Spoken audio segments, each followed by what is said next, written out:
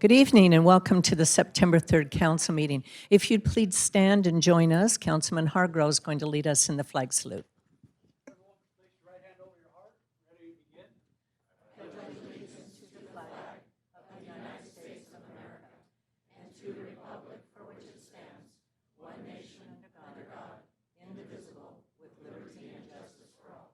Thank you very much.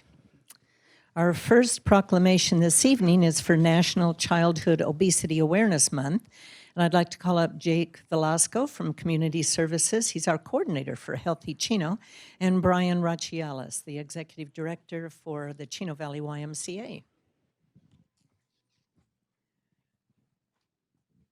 Whereas September 2019 marks the 9th annual National Childhood Obesity Awareness Month, the City of Chino, along with its community partners, Chino Valley Unified School District, Chino Valley YMCA, and Focus on Youth Collaborative, work to prioritize the health and well-being of Chino's children by supporting programs such as Healthy Chino Kids, Healthy Family Day, Tykes Fun and Fit, and Chino Valley Unified School District Health Center.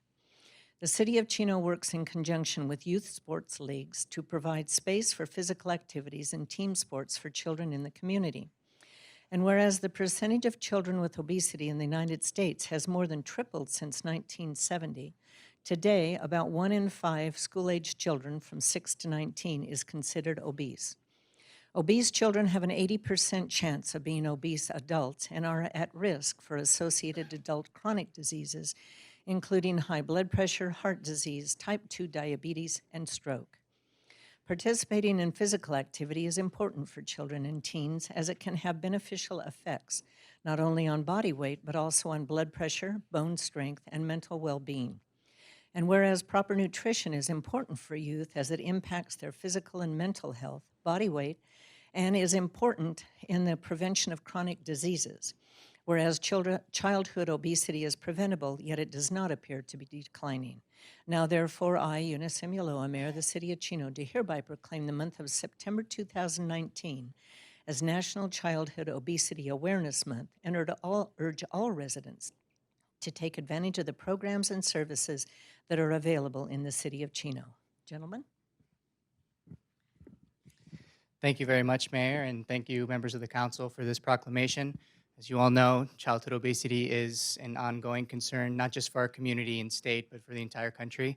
Healthy Chino is dedicated to making sure we get out there, combat this issue, trying to educate our community members, not just the children, but our parents as well, teaching them the importance of proper balanced nutrition, teaching them the importance of exercise through play. With our Healthy Chino Kids program, we partner with the after-school program to ensure that we're out there with the kiddos, teaching them all these things. In the community garden, we have our workshops trying to teach our youngsters the importance of planting from garden to table, kitchen to table, and proper balanced nutrition. So again, thank you very much, and we're very excited for this proclamation. All right, thank you all very much. The Y is very proud to be a part of the Chino Valley and all of the great organizations doing a lot of work with helping to keep our kids healthy in the community. So thank you very much. Thank you so much. Thank you. Trey,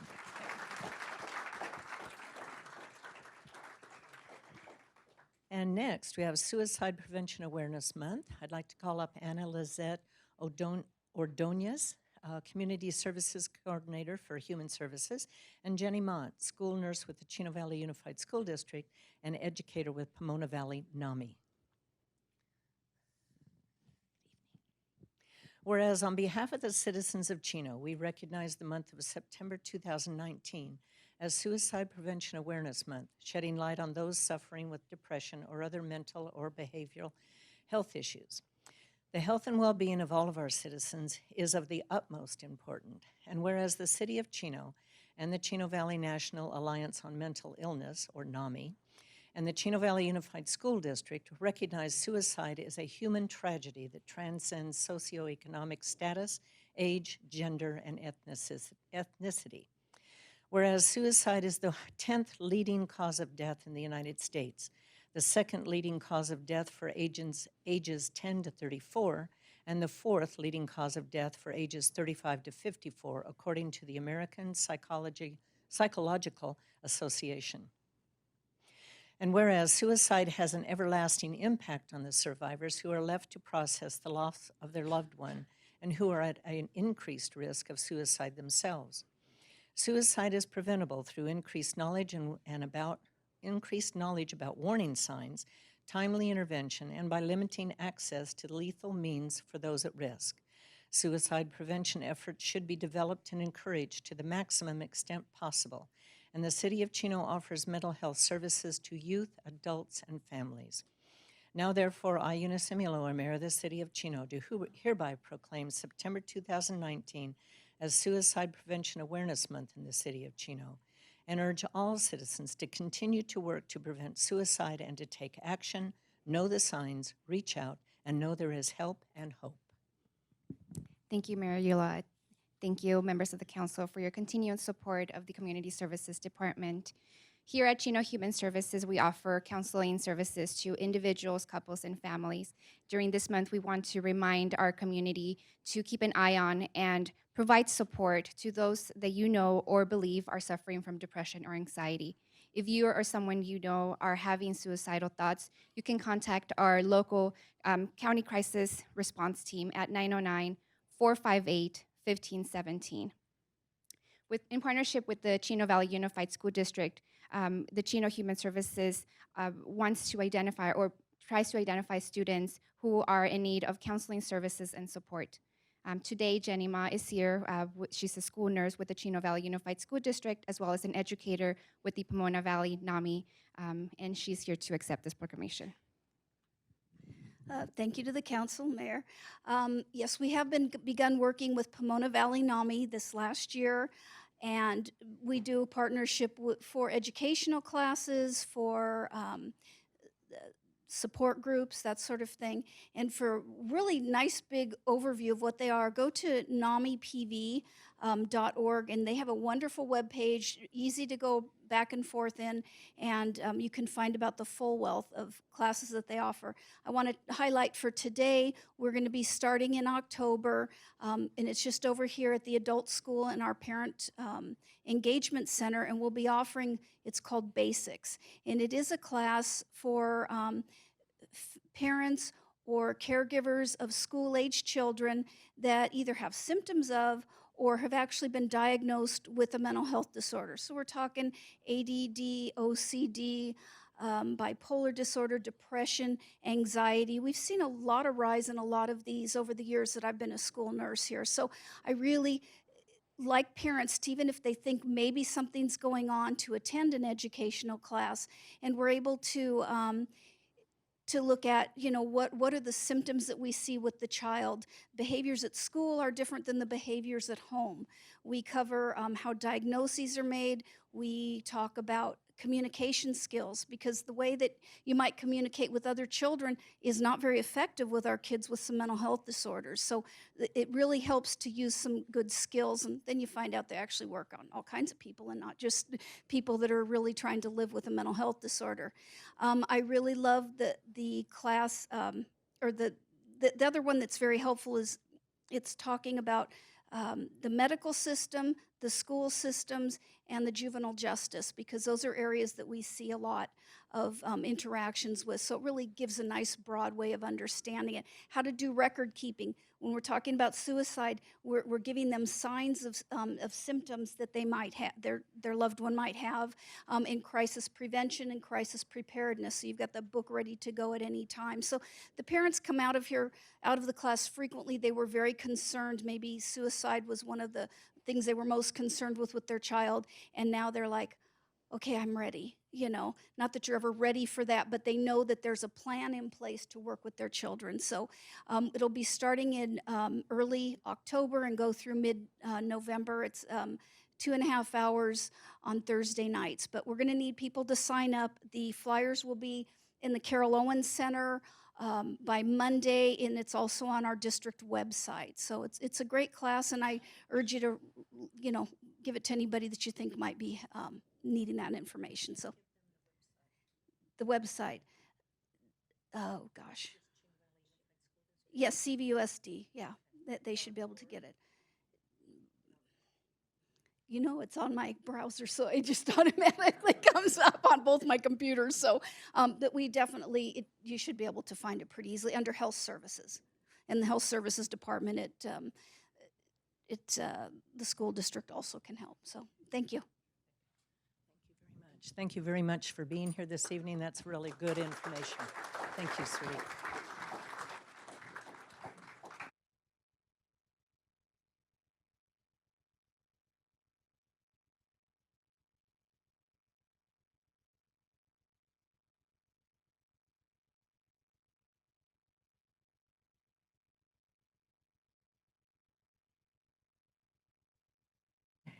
Prior to our council meeting starting, we did have a closed session, and I'd like our Attorney Galante to report out of that closed session. Yes, thank you, Madam Mayor. Members of the council and audience, the City Council met in closed session and discussed the 2 items listed on the closed session agenda, beginning with item 1, Public Employee Evaluation, titled City Manager.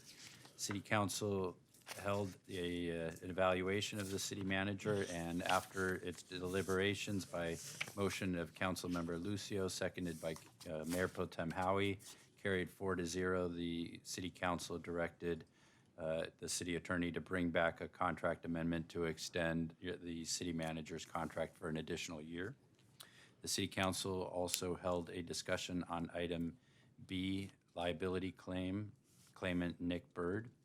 The City Council heard an update to the status of that claim, provided direction. No further reportable action was taken. That concludes the report out of closed session, Madam Mayor. Okay, thank you very much. Okay, next we have a very special demonstration from our Chino Valley Independent Fire District. We have a CPR demonstration. I'd like to call up Deputy Chief Kyle Collins, who's going to explain what you're about to see. Mayor and Council. Can I get Ryan Porsanian to join me, please? I have with me tonight, I'll let them get set up here and I'll introduce them quickly. What we're going to see tonight is a CPR demonstration with some of the newer equipment that the Fire District has acquired and that we've been training on diligently to better serve our community. It's very specific to a certain medical call, and that would be what we call a full arrest, which is the absence of breathing or our pulse. So as soon as we're ready, this is Ryan Porsanian. There's Nick Mag over there, Nick Magallanes, Charles Addy, there's Phil Vasquez, and Justin Newber.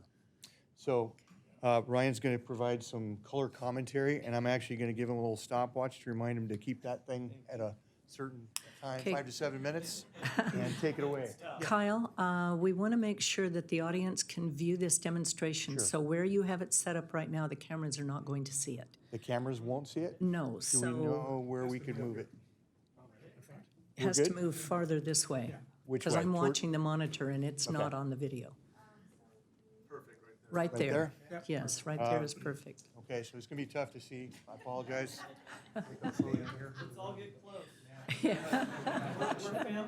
You're welcome, in the audience, you're welcome to stand up or come up around if you'd like.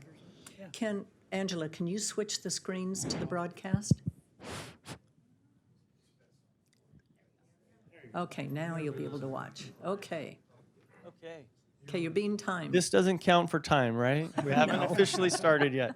Good evening, everyone. Ladies and gentlemen, sudden cardiac arrest kills nearly 400,000 people in our great nation every year. Each and every year, survival rates are less than 10% in our country. We at Chino Valley Fire District believe that it takes a system to save a life, a system that includes the layperson, the first responder, and the first receiver. Tonight, our CPR cadre is going to demonstrate how your fire district has relentlessly pursued increasing survivability from sudden cardiac arrest. We'll also highlight how the acquisition of 2 new pieces of equipment will help augment our pursuit to increase survivability. Each and every Chino Valley Fire District firefighter has been trained in what's called high-performance CPR. It is a rigorous training regimen where each of our providers strives to perform literally letter-perfect CPR. The Zoll X Series is a new piece of equipment that we've acquired that helps the provider literally make real-time adjustments to every single chest compression that they make to ensure that every single time they push on the patient's chest, it's at the right depth, the right rate, and at the right recoil. All the most important metrics for providing chest compressions. All of our personnel are trained to deliver the most letter-perfect breath each and every time. They use the Zoll X Series to time each breath that they give. The monitor itself allows them to capture exhaled carbon dioxide. It allows them to monitor oxygen saturation in the bloodstream on top of the many other features that I just mentioned. This is a very typical response for us. Oftentimes, through the provider's own hands, they're able to regain a pulse. The patient will start breathing on their own. We're hoping that's what's going to take place here during this demonstration. And then we'll highlight another piece of equipment that I truly feel has upped our game. They're striving to minimize what we call hands-off time. We try to limit the time off the chest. In this scenario, the patient regained a pulse. They're going to continue to breathe for the patient. They're now getting set to deploy what's called the auto pulse. It's a mechanical CPR device. The device is used in this situation because oftentimes after the patient has regained a pulse, there is the likelihood where they will then what we call re-arrest or lose a pulse. Where we oftentimes as providers are logistically, our hands are tied, is when we start to move the person. When we move the person, not only is it hard or difficult to provide chest compressions, it's difficult to provide quality chest compressions. So we sort of prophylactically deploy this device to prepare for the re-arrest.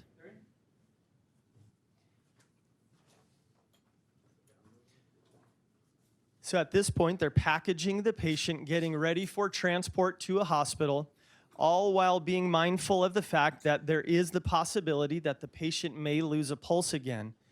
If and when that does occur, the auto pulse has truly upped our game in the sense that we now have a device that will allow for the performance of quality CPR to be delivered while moving the patient.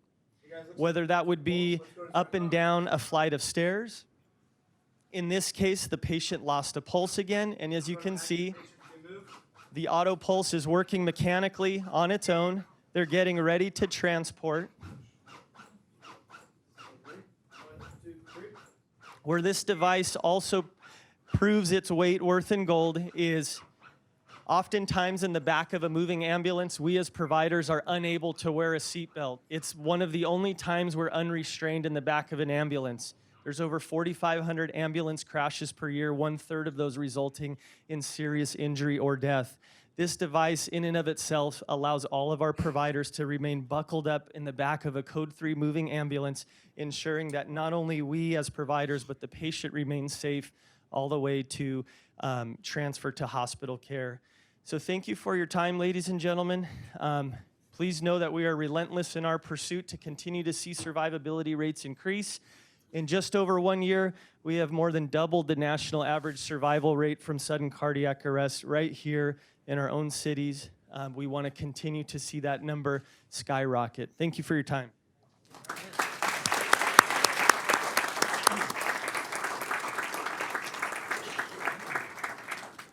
Ryan, thank you very much. Kyle, thank you very much for bringing the team down. That was very, very interesting.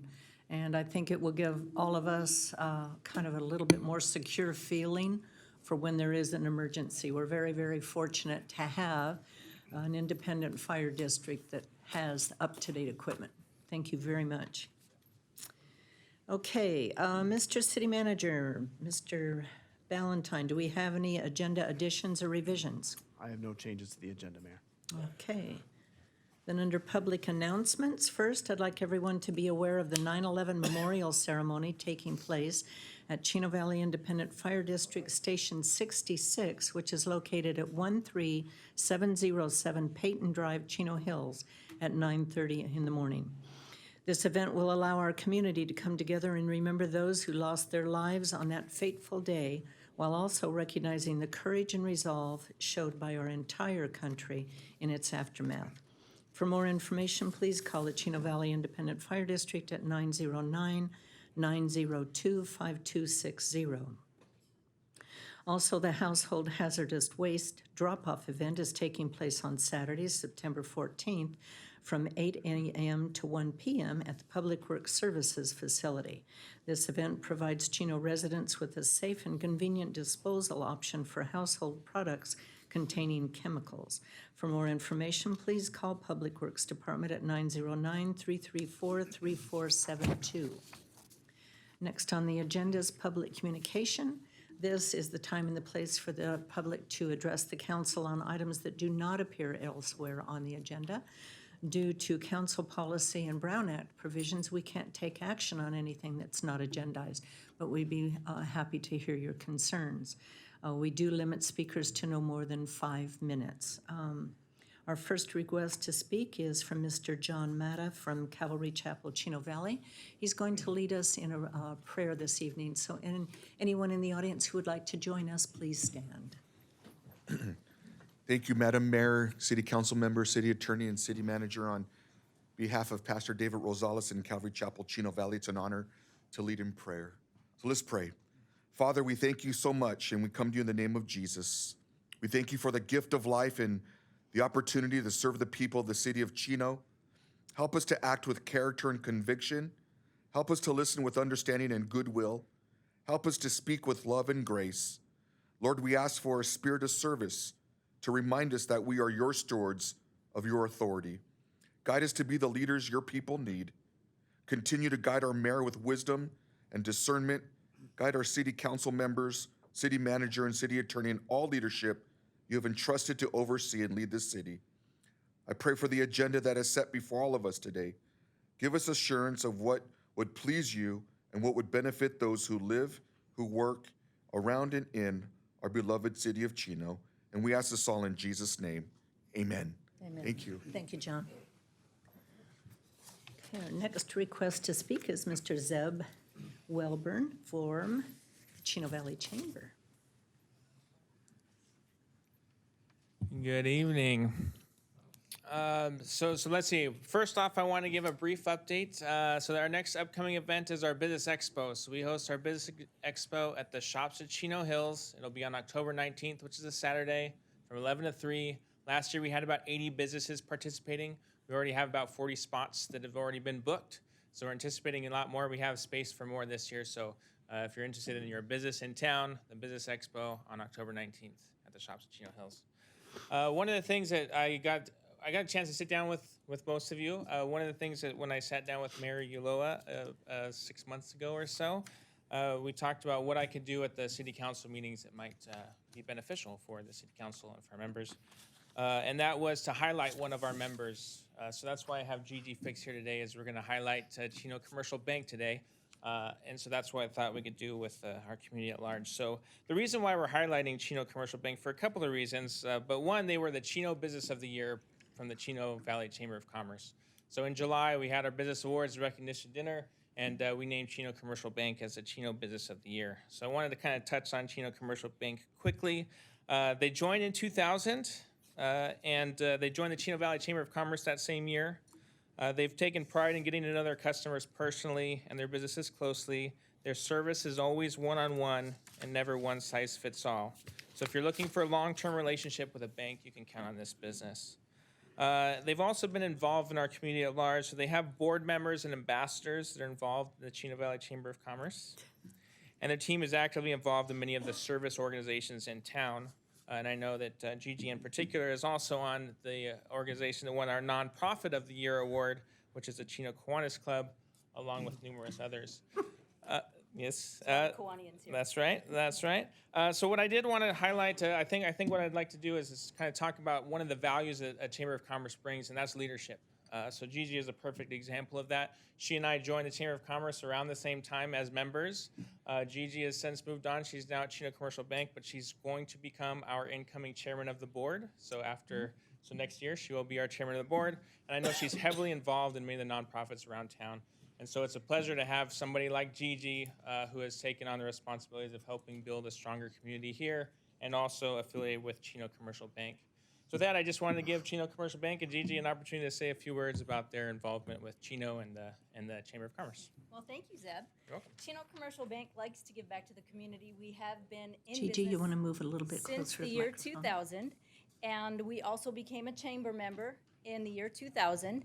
And so this year we celebrated our 19th year in business. It just happened last Friday.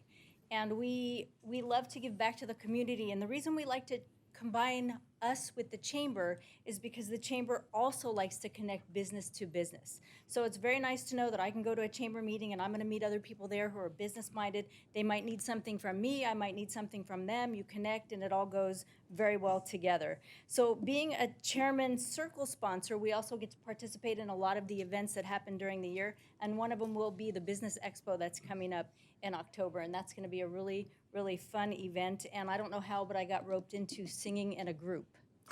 Yeah, I don't know, but we're going to do that as well. So we love to give back to this community. This community, we all work here.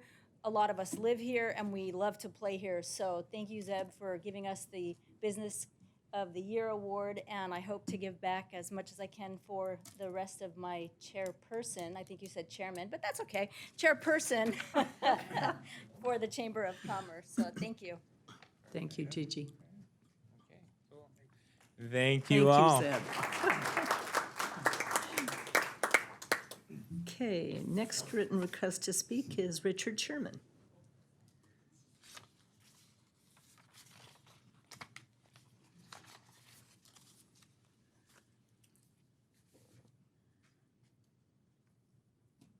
Good evening, Mayor, City Council. I'm here to talk about a good progress report on the late-night airplane issue that we've been facing for many years. Our group has been very persistent, and we've been receiving good results. So what I wanted to do was we want to thank the mayor and the city council and the city manager and their staff for sending a letter of support to the airport authority, addressing the issues of the late-night jet noise. And I think people in the East Chino and South Chino have noticed a significant difference in the noise. The airport authority is trying to work with us. We went to the airport authority meeting on July 31st, and we talked to the authority about the Part 150 noise regulation and the FAA flight path rules after 10 p.m. And the response we got from the airport authority was they believe that these rules only applied to the past administration. They thought it applied to LAX. And our group member, Pete Tucker, had showed them the new regulations, which are still in effect. So they weren't following the new regulations, which is the Part 150. So we corrected them on that. Our group wanted to thank Congresswoman Norma Torres and her director, Daniel Entz, for coming to our meetings and for their support and talking to the Ontario Airport Authority. Daniel Entz is here tonight. And our group wants to thank the State Senator, Lieva, and her Director, Manuel Sacido, for their support in our group. Brenda Dunkel, we wanted to thank her for her article in the Chino Champion. She posted the information about the meeting that our group was having at a local restaurant. Thank you, Mr. Hargrove, for attending. We had a very large group, enthusiastic is the word I'm using. And we are planning to have another meeting September 8th at 2 p.m. at 101 West Mission Boulevard, Suite 111 in Pomona. And anyone affected by the noise, we're still having flights, late night flights. The Ontario Airport is working at flying the planes out to the east, the contraflow. They're still working on that. And it'll be September 8th at 2 p.m. 101 West Mission Boulevard in Pomona, 909-469-1100. That's my report. All Okay, good thank you news. very- Thank you for your support. You helped us a great deal with your letter of support and everything. Well, and after, we have one more speaker that's about the airport noise, and when he's finished, then I'm going to have Matt give a debriefing on the meeting that we had as well. Okay. Thank you, Richard. Then we have Jesse Fonseca? Fonseca? Is that correct?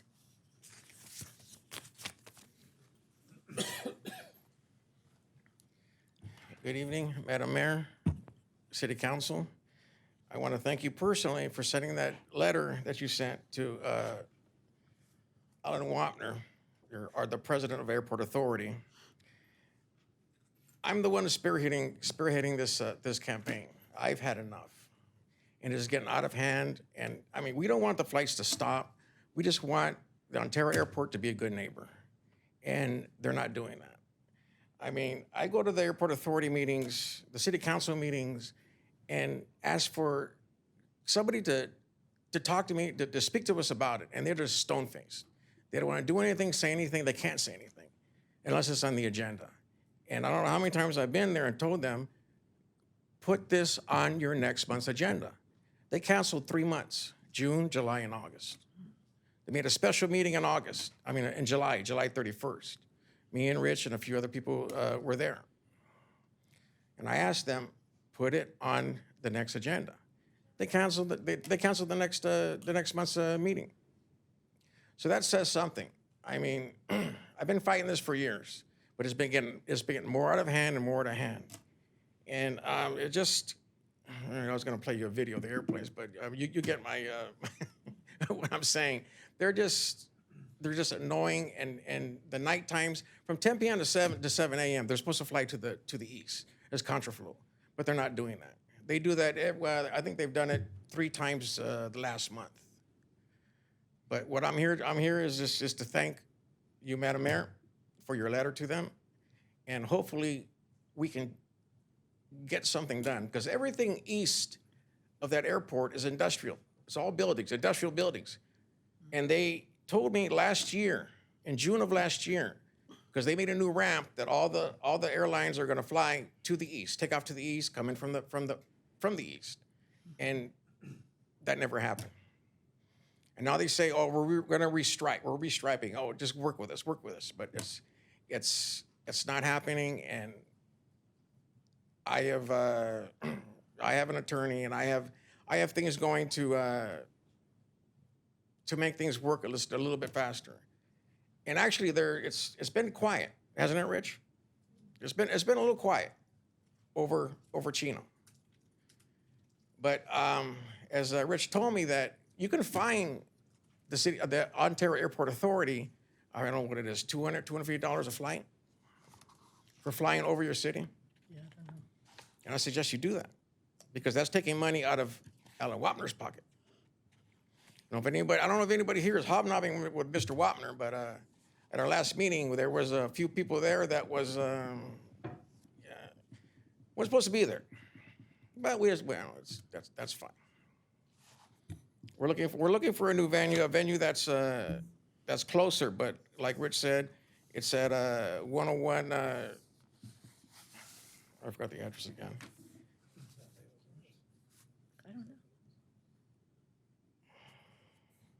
Is that in an office building? Yes, it's, well, I don't, Is that Connie Leva's yeah, office? that's actually, yes, that's Connie Leva's office. Okay. That's her new office. That we were there, we had to sit down with her and talk to her about it. And she said she was gonna get things done. How fast that will be is beyond me. That's 101 West Mission Boulevard. That's on the corner of Mission and Gary. Okay, all right, thank you. Mission and Gary, yeah. And thank you, Mr. Hargrove, for coming to our last meeting. You know, it got out of hand, but we're looking to, what I want everybody that's affected by this noise to go to the Airport Authority meeting that's on the 4th Tuesday of every month. And that's at 3 p.m. on the 4th Tuesday, if they don't cancel it. So the next meeting is coming up. And everybody, I mean, this is being broadcast. Everybody in Chino that's tired of the airplanes that are flying over, too low. I mean, that's way too low. I mean, they turn over my house at 2,000 feet and say that, telling me that, oh no, the decibels are not loud enough. I record them at 125. I talked to the COO of the Ontario Airport this afternoon, and they're doing reports, decibel reports, and for 2 weeks, he's got readings of 125, but he hasn't submitted them yet. He wants, oh, I want to do 2 more weeks. I want to do 2 more weeks, you know, so I can get it all, you know, and 2 weeks is not enough. Jesse, I'm going to have to ask you to wrap it up. Okay, but I want to thank you for your cooperation. You're welcome. Thank you, Mr. Hargrove. Okay, Matt, would you please give a report out of the meeting that we had on August 21st with the Airport Authority? Absolutely. So as mentioned, the mayor sent a letter July 31st, and we set up a meeting with the Airport Authority on August 21st, and it included Alan Wapner, my counterpart, Scott Ochoa, also Al Bowling was present, the mayor, myself, and our deputy city manager, Vivian Castro, was also present. I do appreciate them hosting the meeting, and there were basically 4 items that we covered. One of them was they have a new tower manager, and they do have some influence on the direction of the flights. And so we plan on having some discussions with the new tower manager. We found that a lot of the major planes that were creating the noise, a lot of them were the cargo planes. And they kind of operate in a different fashion than, say, a passenger plane. I mean, they're just moving goods versus people. So the focus is to have some discussion with the main cargo carriers, which would include FedEx, UPS, Amazon, that are operating out of that location. We discussed some of the construction activities, and that we encourage them to be a little more proactive, just as Caltrans is working on the 60 freeway, that we should also promote when there are things that are affecting the runways there, which changes the traffic pattern so that people are fully knowledgeable about the construction activity that's occurring on site, and to promote that. And certainly if they provide that information to us, we would broadcast it to our residents. And then finally, we talked about kind of establishing some point people or a point person. One of the individuals we're looking at working or coordinating with is the Chief Executive Officer, Bruce Atlas. I'm not sure if he's in the audience today. Okay, great. So we'll probably have him come out at future meetings, but I felt that the dialogue was well received by them. I appreciate the mayor and her leadership in hosting this meeting. But they were also complimentary of our residents that were going over there and speaking.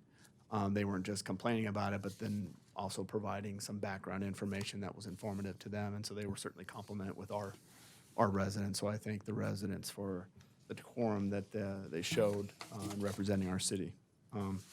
But this is not done. Certainly we'll have a series of other meetings. But I think everybody just needs to communicate. I think communication was the main failure in all of this. But hopefully as we continue the dialogue, we'll be able to resolve some of these flight patterns. That concludes my report. Thank you. I too felt it was a very, very good meeting. There was a little bit of contention, of course, but the flights have to come and go from that airport. We want the airport here, and it's a nice convenience item, but they do need to fly to the east. They need to take off to the east and land coming from the east, and that would alleviate a lot of the noise issues. I don't live under that flight pattern like you do. I live on the north, I get my directions on northwest side over there.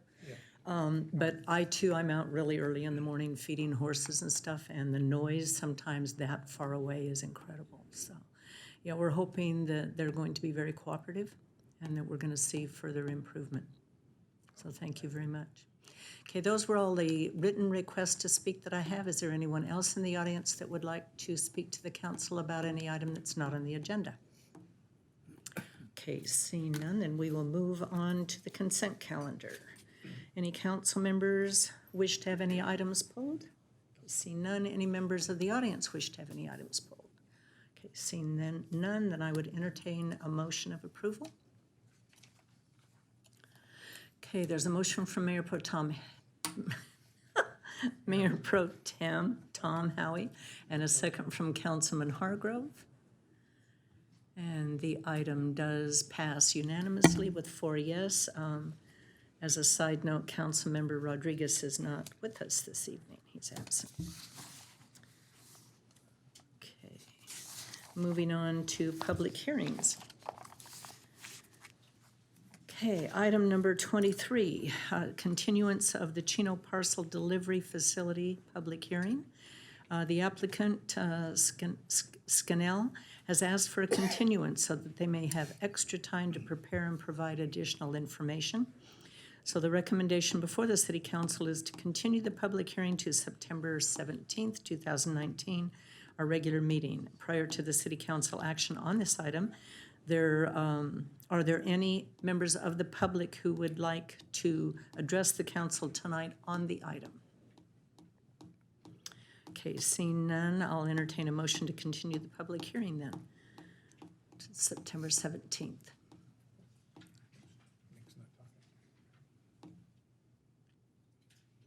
Okay, there's a motion from Mayor Pro Tem Howie. I need a second. Okay. I'm going to second it, and please provide a vote. Okay, we have 3 yeses and 1 no. So the item is approved to move to the September 17th meeting. Okay, item number 24, agricultural contract cancellation number 72-363. This is to adopt resolution number 2019-054, approving the tentative cancellation of land conservation contract number 72-363 for the property located at the northeast corner of Bickmore and Euclid Avenues. I'd like to open the public hearing and ask for a staff report from Nick Ligori, our Director of Development Services. Thank you, Mayor and council members. In 2003, the city annexed the preserve area from the county of San Bernardino and adopted a specific plan to allow for urban development of the former agricultural preserve. City also inherited several Williamson Act land conservation contracts from the county. Pursuant to the city's right to farm policy, property owners are allowed to maintain their agricultural operations until such time as they desire to convert their property to urban uses.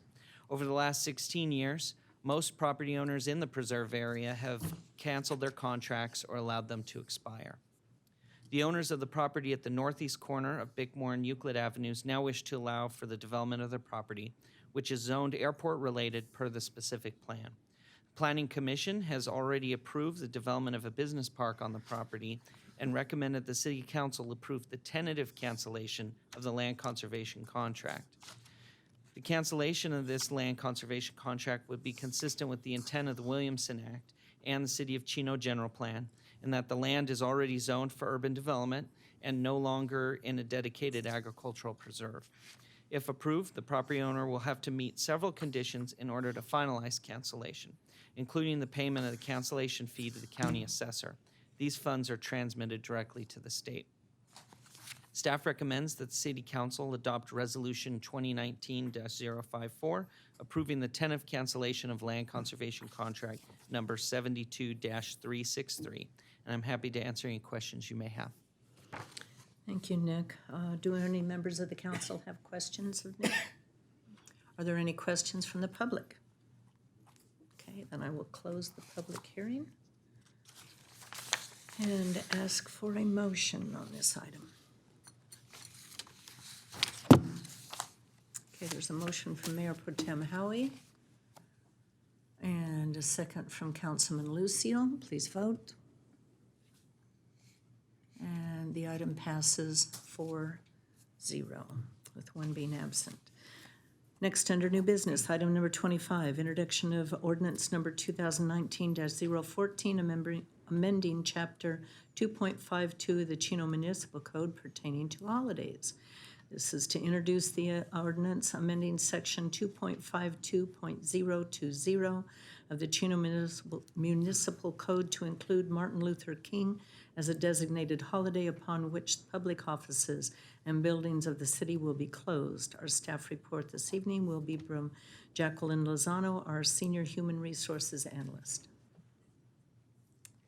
All right. Good evening, Mayor and members of the City Council. Prior to the start of negotiating successor MOUs with the city's bargaining groups, city staff consulted with the City Council on various proposals, one of which was offering the Martin Luther King holiday as a city-observed holiday to become effective January 2020. City staff has completed negotiations with all the bargaining groups, and all employee groups were very appreciative with the city proposing Martin Luther King as a city holiday. As a result, the city's holiday ordinance needs to be amended to now include Martin Luther King as a recognized holiday. Pending council approval tonight, this holiday will result in the closure of all city facilities, with the exception of the police department. All safety personnel and police department employees required to work on holidays will receive an additional 10 hours of holiday time. Based on the number of all employees who qualified to receive holiday pay, the total associated cost will be $201,213, which is included in the staff report following my presentation. In order to ratify this provision, staff is proposing to amend ordinance number 2002-03, section 2.52.020 of the City of Chino Municipal Code in its entirety to include the Martin Luther King holiday. That concludes my report, and I'm happy to answer any questions you may have. Thank you. Okay, thank you very much. Any questions from council? Any questions from the audience? Okay, then I would entertain a motion. It's a motion from Councilman Hargrove, second from Councilman Lucio, and prior to the vote, I'd like to ask our city attorney to read the ordinance by title into the record. Thank you, Madam Mayor, members of the council. The City Council is considering ordinance number 2019-014, entitled An Ordinance of the City Council of the City of Chino, California, amending ordinance number 2002-03, section 2.52.020 of the Chino Municipal Code, designating specific holidays upon which public offices and buildings of the City of Chino shall be closed. And that's reading by title and waiving further reading. Thank you. Okay, and the vote, the item did pass unanimously with 4 yes. Item number 26, Memorandum of Understanding, Compensation, and Salary Adjustments. This is to adopt the memorandum, the MOU. Our staff report this evening will be provided by our Director of Human Resources Risk Management, Anthony Arroyo. Good evening, Madam Mayor and Council. Presented this evening are proposed labor agreements that were reached with the city's various bargaining groups. Specifically, the city reached 2-year agreements with the Police Officers Association and Police Management Association and 4-year agreements with the Chino Public Works Services Association and the newly formed Confidential Group. One group not included in tonight's presentation is the Teamsters, who represent the majority of City Hall non-management staff.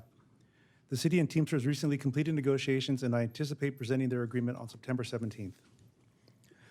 For the Police Officers Association and Police Management Association, the terms of the agreement result in a salary increase of 3% and a benefit increase of $50 per month for fiscal year 2019-2020, and the same increase for fiscal year 2020-2021. In addition, starting with the current fiscal year, there will be a $25 per month city contribution to each employee's retiree health savings plan in the Police Officers Association and Police Management Association.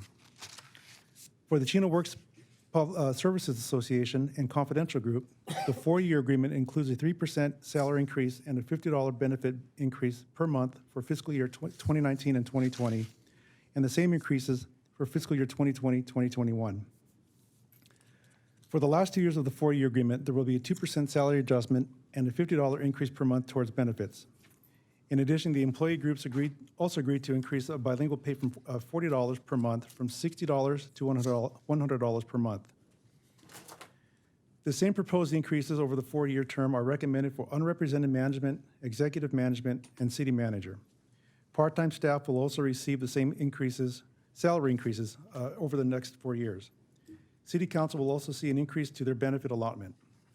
The recommended changes are codified in resolutions number 2019-050 through 2019-052.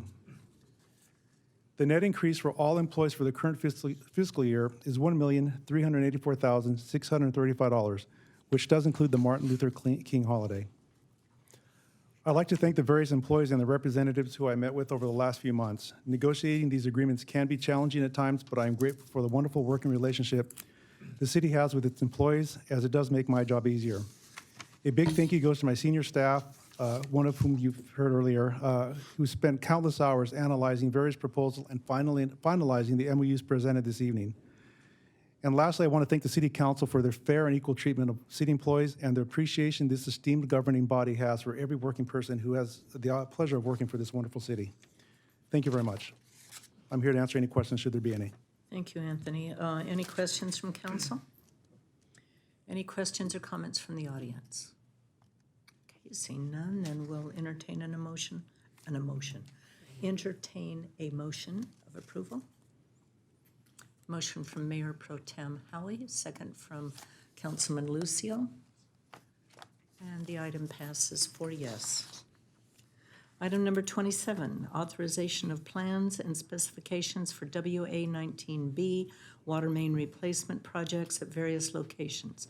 Quadrant 3, Phase 2. Our staff report this evening will be provided by our CIP manager, Maria Frazier. It is. Good evening, Madam Mayor and audience and council members. Project WA-19 is also known as Quadrant 3.2. This project is a part of a larger water replacement program that has been identified by city staff and is part of our CIP list. The project will consist of replacement of existing water lines along Cypress Avenue, Lime, Orange, and Lemon Place, Astor, and Arlington Court. This project's estimated construction, it's about $1,625,000, and although the design was completed, it was not budgeted for construction in this fiscal year. However, the $2,298,998 in savings accomplished by advertising projects WA-17A, WA-162, and Storm Drain Project 161 together under one bid request will allow us to fund the construction of this project in this fiscal year. Staff is recommending the council approves the staff report with the recommendations indicating on the recommendation portion of the staff. This concludes my report, and I'll be happy to answer any questions. Thank you, Maria. Any questions of Maria this evening from the council or the audience? Okay, seeing none, entertain a motion, please. Motion from Mayor Pro Tem Howie, second from Councilman Hargrove. The item passes 4 yes. Item number 28, professional services agreement, engineering services for Benson Avenue Storm Drain Project, SD 200. This is to approve a professional services agreement with BKF Engineers in the amount of $124,720 for engineering services for the Benson Avenue Storm Drain Extension Project, SD 200. Staff report will once again be provided by Maria Frazier. Once again, good evening, Madam Mayor, council members, and audience. Residential properties along Benson Avenue, north of Philadelphia, are subject to recurring flooding during rain events. The proposed project will mitigate flooding by extending the existing 60-inch storm drain system from Philadelphia, where the system currently ends, northerly along Benson to Francis, as identified in our city's master plan of drainage. On May 16, 2019, staff released a formal request for proposals for the design of Benson storm drain via Planet Bids, with proposals and respective costs due on June 10, 2019. The city received 13 printed proposals and corresponding cost. The competing consulting firms were evaluated and ranked based on the criteria outlined on the RFP. The ranking resulted on BKF Engineers, Inc., rank number 1. It is staff's recommendation that the City Council award a professional services agreement to BKF Engineers, Inc. from Irvine, California, in the amount of $124,720 and up to $12,000 for project contingencies for a not-to-exceed potential contract amount of $136,720. This concludes my report, and I will be happy to answer any questions. Any questions of Maria from the council? Any questions from the audience? Okay. Entertain a motion, please. Some motion from Councilman Lucio, second from Mayor Pro Tem Howie. This item passes 4 yes. Item number 29, Professional Services Agreement, Water Master Plan Update and GIS Conversion Project, MS 2001. This is to approve a professional services agreement with Hazen and Sawyer in the amount of $708,173 for the preparation and completion of the Water Master Plan Update and GIS Conversion Project, MS 201. Our staff report this evening will be provided by our principal engineer, Amanda Coker. Good evening, Mayor, members of the City Council. The city's current water master plan and hydraulic model were last prepared in 2004. Since that time, the city's water supply and distribution system have grown, adding pressure zone, 2 water treatment plants, reservoirs, transmission pipelines, and several wells. As development continues and water quality regulations continue to change, a comprehensive review of existing infrastructure and projected demands is needed to plan a phased approach for capital improvement project implementation. In addition, as the water supply and distribution system have expanded, the city's water atlas has become outdated.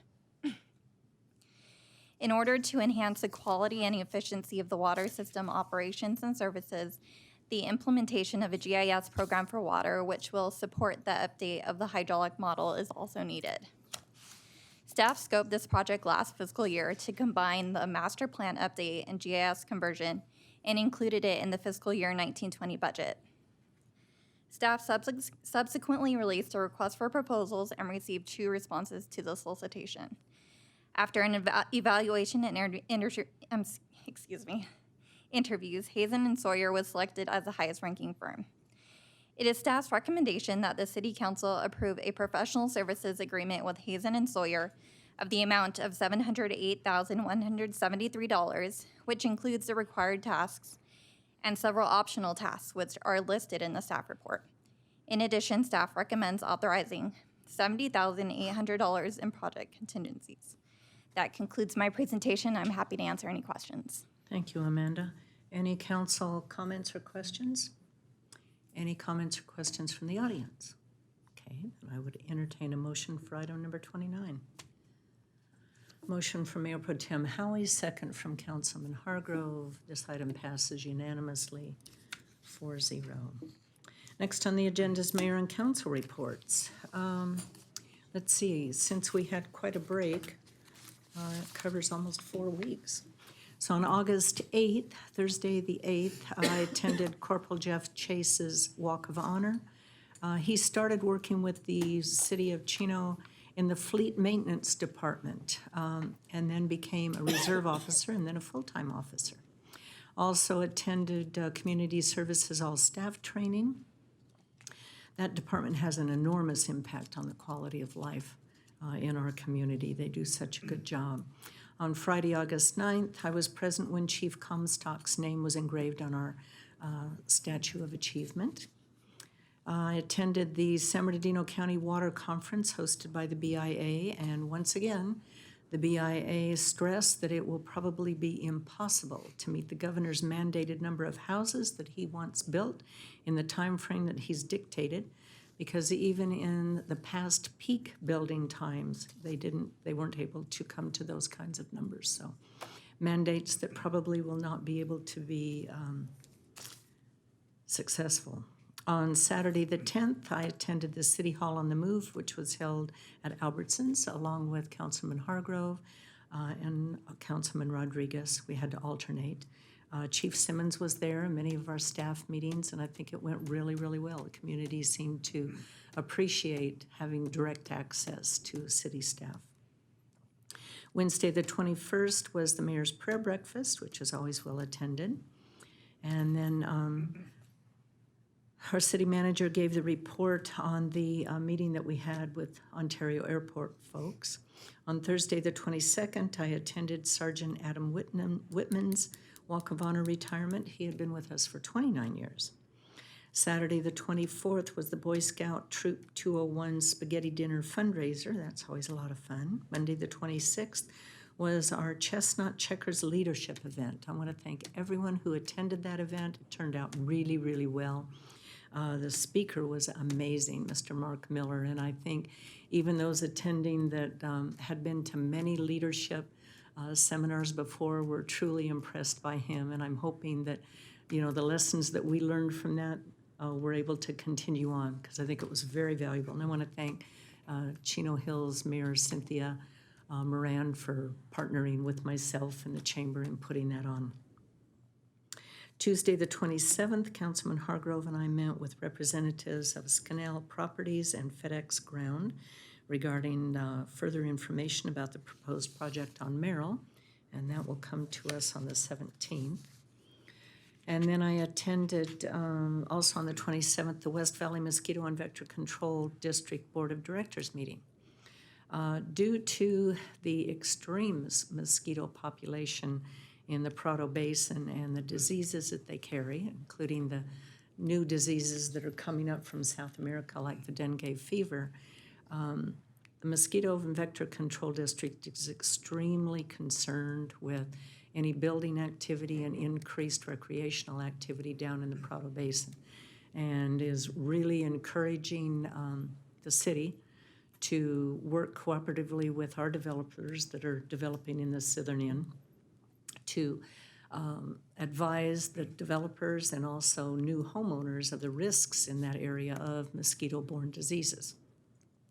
They're also pretty concerned with the county's proposed increases to Prado Park, the increased recreational opportunities that may or may not come to fruition down there. Increased population means increased possible exposure to those diseases, and it's quite serious. So they feel very, very strongly about it and want to make sure people understand just how dangerous those diseases are and that we need to take precautions. Okay, that's all I have this evening. So Mayor Pro Tem Howie. Thank you, Mayor. Oh, by the way, as far as vector control, we had a lot of rain this year. Has there been a lot more mosquito activity? I mean, I haven't seen that much around my house as far as for all the rain that we had earlier this year. There has been some increased activity, but down in the Prado Basin, it's always heavy. Always There's literally millions of breeding mosquitoes down in that Prado Basin okay. because of the containment ponds from Orange County down there to Right. try to hold back the water. Yeah. Any stagnant standing water at all is dangerous. Yeah, for sure. Yeah. For sure.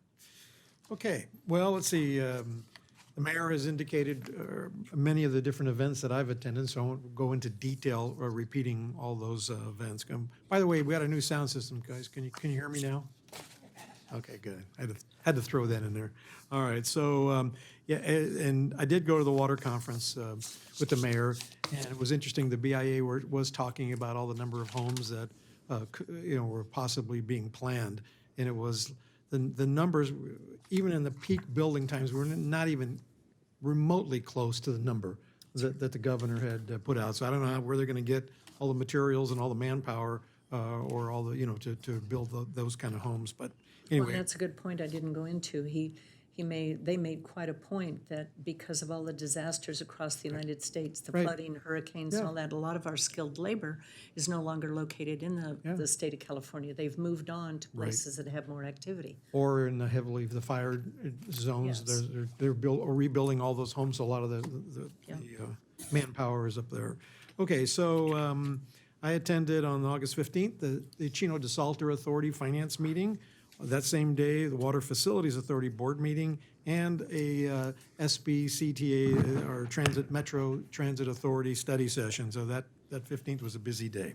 On the 16th, I attended the Food for Life 10th anniversary dinner, and that was a nice event, and it was good to see some of my old friends. The Food for Life ministry gives all the different churches give out just tons and tons of food to people in the community, and they do a great job.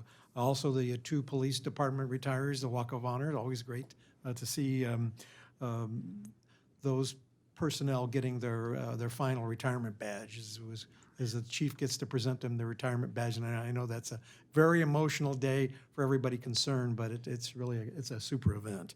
The Legends Boxing Tournament, I was at the NAC a couple weeks ago, attended that. It was well attended by a number of different clubs. You'd be surprised how many boxing clubs are out there in the region, and they all showed up in Chino, and they had a lot of bouts, and it was interesting to watch the little kids, the little 8-year-olds going at it. It's pretty comical because they just get in there and they just flail away until they get tired. It was pretty entertaining. So I enjoyed that event. And then last week I attended a Veterans Day discussion. The city of Chino is going to have our first Veterans Day celebration this year on Monday, November the 11th. Which is a 3-day weekend. It's a holiday. So we're kind of planning on, it'll be at the community building, the event. So I want to invite everybody to come out to Veterans Day this year in Chino. We're going to have that event. And so we're kind of planning all the different details for speakers and music and everything that goes along. There's a number of the cities around here have events, but we've never actually had our own. We've always done Memorial Day with the veterans. So this will be our own, Chino's first Veterans Day thing. So it's good. That's a good thing. And then also I attended one of our employees, Olga Hart's retirement. That was on the 29th also. Olga was a good employee, and she's moving on. It seems like a lot of our employees this year have retired, and it's just that kind of cycle that the cities go through. So that concludes my comments. Okay, thank you. Councilman Hargrove. Okay, this one's for you, Brenda. I pretty under the weather, so I've attended a lot of what the mayor did and a lot of what Tom did, probably a lot of what Mark did, so we'll leave it at that, and that concludes my report. Wow, okay. That's a record. Hey, write that one down. Councilman Lucio.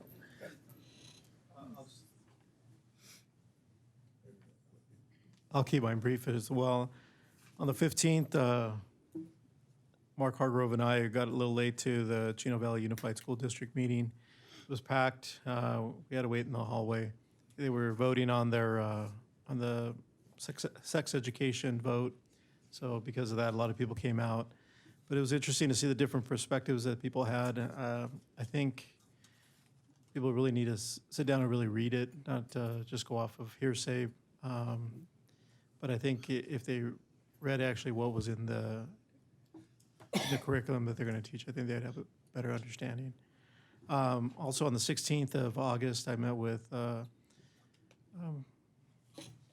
Kirk Hagman, and we discussed his vision that he has for Prado Park, as well as some of the other things that he has for San Bernardino. It was interesting to see from a bigger dynamic of what he has planned. We focus primarily on Chino, and he was kind of sharing his insight on what he was looking for in all of San Bernardino County. I'm not going to go over a bunch of other different things. I also just wanted to wish my son, we celebrated his first birthday. So it was the 31st. The Reality Cakes were the ones that made the cake for us, and they did an outstanding job. So I just wanted to give them hats off to the job that they did for us. Also, I just had a question for Matt. Maybe he can speak on it a little bit. But I was told that 70 plus acres were being surplus as excess land north of the old YTS Youth Authority. and that the governor was looking at putting that out to bid to construct some low-income housing that was going to be managed and maintained by the state. I was just wondering if you had any more information on that, then maybe you can enlighten us. And that's all I have. Okay, thank you. Matt, do you want to go ahead and address that now? Yes, so the governor has this large agenda to build several homes. We're also in the affordable housing, the RENA discussion as to the number of units that was well documented by the Chino champion this last weekend. But essentially, as part of that agenda, the governor had the Department of General Services go out and survey all their properties. And in doing so, in Chino, they identified the parcel that's just north of the Heman Stark facility, and the Councilmember Lucio is absolutely correct. It's 70 acres that they've identified as potential surplus property in which they can build affordable housing. Certainly, there's a lot of things that need to be done on our end to even allow that to occur, but that is available on the Department of Services website that has identified that parcel. So we'll continue to monitor that, and we'll report back to the council. Two other items. One is Matt, before you leave that, Go ahead. but since it's state, can they ignore whatever requirements we have and do whatever they want anyway? We would still have to change the zoning and our general plan to allow for that. I don't think they can unilaterally make that decision. Is that correct? And generally, when the state is conducting state activities, they can do that. They can completely ignore the zoning ordinances. This is really a private activity, so the question would be whether they'd have to work with us, at least on the zoning issues and the general plan amendment. But even because of the power of the state, if we said, no, that's not what we envision, which right now it's just zoned state land, it really doesn't have any density zoning on it at all. If the city of Chino took a position of opposition, they could override that, couldn't they? Typically, really their preemption powers should be over state activities. So for example, when a state builds a school, that's when they don't have to really work with the local jurisdiction, but building residences, private residences, they should be able to work with us. But isn't the state going to build and manage these homes? We don't know. I don't know that. It's my understanding, and Mr. Hargrove, I think you have information on it. It's my understanding that they intend to build and oversee and manage them. So that's where the So issue it would could be be a a little state housing complex. project. Yeah. Well, I only read what they wrote, you know, the proclamation by the governor and whatever else he put together. So, I mean, certainly even for myself, I know that it's a long ways off, right? But I do know that when the state of California sold the property for College Park and all that, that took a Measure M vote for the residents to add residential in there. So there are a lot, I guess there are a lot of facets of this that have to be looked at. And Correct.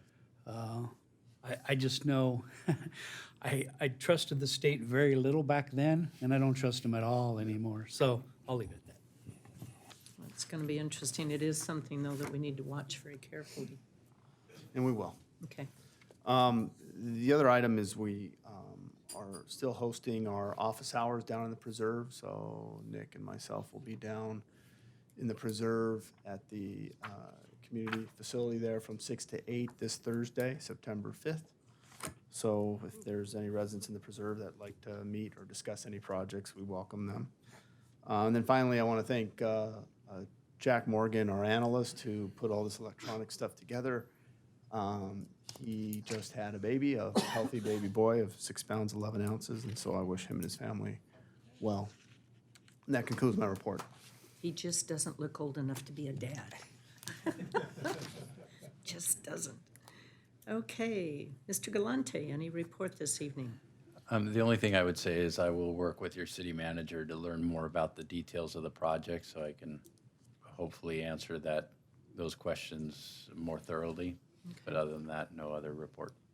Well, I would request also, I know we have a legal requirement to notify landowners within 300 feet of a proposed project, but because this is will be such a huge impact on our community, I would like to do it via the newspaper if we're allowed to notify the entire city. And there, it could get more complex because when entirely low-income project or a project that has at least 50% or more low-income units, there is Article 34 of the California Constitution requires actually notice and an opportunity for a vote. So it could get a little bit more complex. So that's why the details of the project would be important to know. Okay, thank you very much. Chief Simmons. Thank you, Mayor. I just wanted to share with you and with our community that you'll be seeing a lot of new faces out and about in the city of Chino wearing uniforms. As you mentioned, we've had quite a few retirements, people who have worked and put in their time for 20 and 30 years, and that has caused promotions behind those. Chief Comstock's retirement caused 5 promotions in and of itself, and Sergeant Whittam's caused 2, and then the new positions you guys have also provided for us this year, causing some more promotions. We actually have one of our new promoted sergeants back here in the back, Jesus Jaquez, filling in as the Sergeant of Arms tonight. His stripes are very bright. They are. They're new.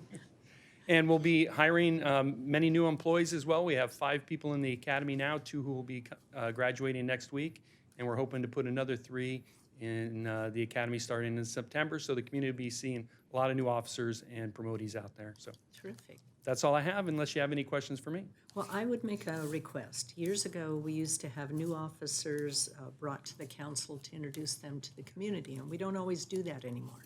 So if it isn't inconvenient, I would like that to be done, as well as perhaps the promoted officers to come and be reintroduced to the community as well. Okay, we can surely try. The problem is we need them out there on the streets. I know. But we will get that scheduled, and then we also have a formal swearing in that we'll be doing on Monday as well for all of those people at the police department. Thank you, Wes. Thank you. And we have Battalion Chief Kyle Collins with us. I think it's Battalion Chief, right? Deputy Chief. Deputy Chief. Yeah. I'll Thank you. get one of these right one of these days. Thank you. Thank you, Madam Mayor and Council. Thank you again for allowing our CPR cadre to come and show what they do. I think you saw that they're very well trained and they are very passionate about what they do, and I thought they did a great job. They I did. appreciate the time. And I know that you mentioned it, but I would like to reiterate again to the folks who watch this proceedings that the 9/11 memorial that we do at Station 6, we do have a little mock-up there of the Twin Towers that was built a year after that happened in '01. And so I know it's the motto of America to never forget, and that's our desire as well. So it's a 10 to 15 minute memorial. The 343 firefighters who died that day, their names are all inscribed on those towers. And so we'd highly recommend or would appreciate if people would come and recognize that sacrifice that was given that day, not just by the firefighters, but police officers as well on that day. So thank you.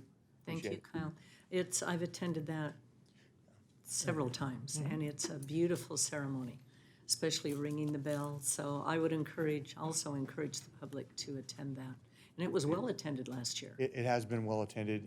It's short, 10 to 15 minutes. Yeah. And but it's a great thing to do for It is. for remembering those that died that day. So thank you. Well worth taking the time to attend the event. And what time is that again, Kyle? 9:30. 9:30? Okay, thank you. And with that, that's all we have this evening. So we're going to adjourn to our regular meeting to be held on Tuesday, September 17th at 7 o'clock with closed session starting at 6 if necessary in these council chambers. We are adjourned. Bingo.